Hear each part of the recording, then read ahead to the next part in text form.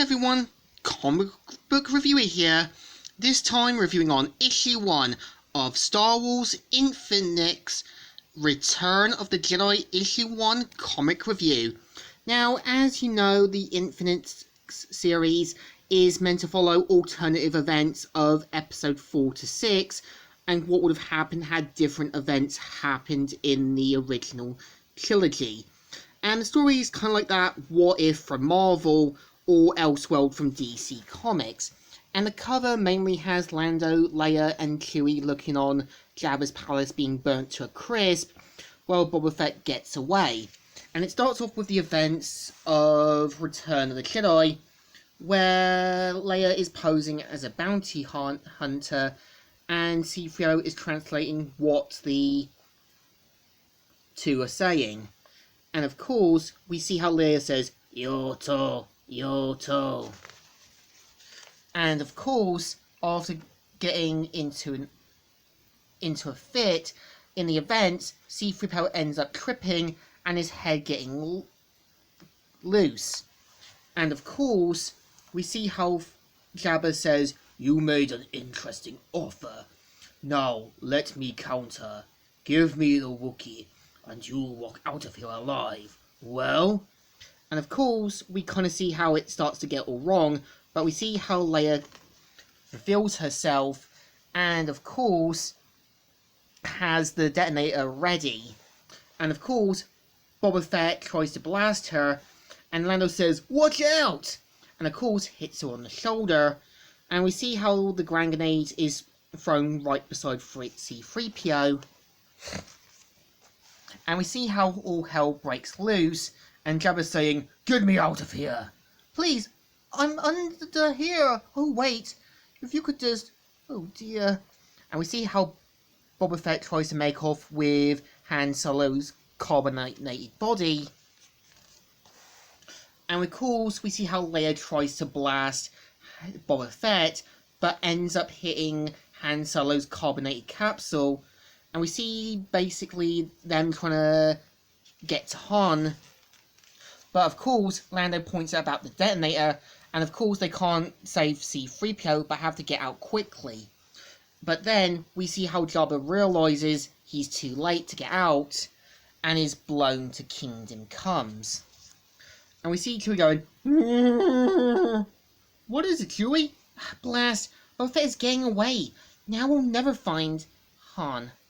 "Of course we will." And of course, we see how they decide to try and take Jabba's sailboat, saying, "What the? Hey, down here, what happened?" And of course, they point out that Jabba needs to get out of here quickly, but we see how the guy finds it a bit suspicious and gets thrown off the sailboat.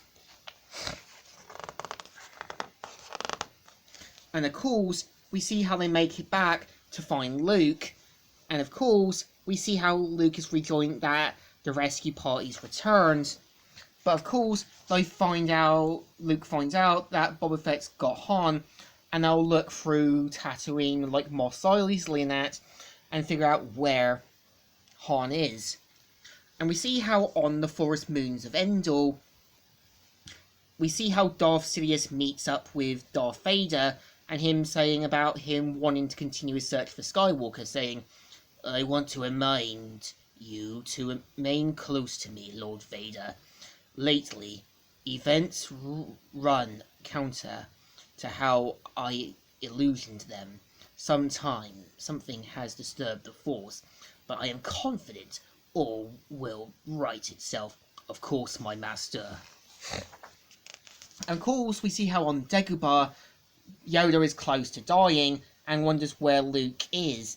And we see how Luke is interrogating every known criminal, and we see how a bunch of thugs come at him, but we see how he tries to take them down, and him saying, "You're not reaching for your blaster, are you?" No, no!" And of course, we see how Luke gets word from Leia they haven't located Boba Fett in another part of Mos Eisley. And of course, Leia says, "Luke, what is it?" "I don't know, Leia. It feels like we're running out of time." And of course, we see how Yoda says, "At an end, my time is. Try and hold on a little longer, old friend. Here he was meant to be. What could keep him so? Luke. Yoda! Luke." And of course, we see how Luke sensed a disturbance, and that Yoda's slipped away but has to see it for himself, and tells Leia to continue her search for Han, and thank you for her for understanding. And of course, we see how on the second Death Star, Sidious sent something saying, "What's the? Huh? Master Yoda."